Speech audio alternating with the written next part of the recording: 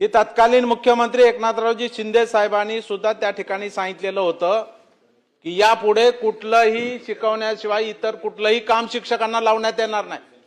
सभापती महोदय आता तर कहरच केलाय, कुत्र मोजायचं काम दिलंय शिक्षकाला सभापती महोदय।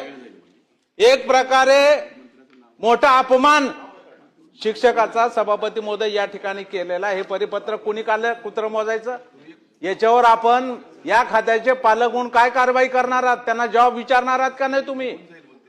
शाहू फुले आंबेडकरांच्या पुरोगामी राज्यामध्ये सभापती महोदय आचार्य देवोभव आपण म्हणतोय शिक्षकाला, हे मानाचं स्थान आपण एकीकडे देतोय आणि त्यांना कुत्र मोजायचं काम लावतोय।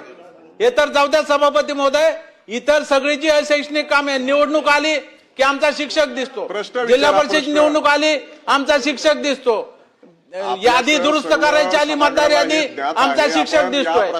त्या ठिकाणी सभापती महोदय ते आपले स्वच्छतागृह मोजायचे शिक्षक दिसतोय सभापती।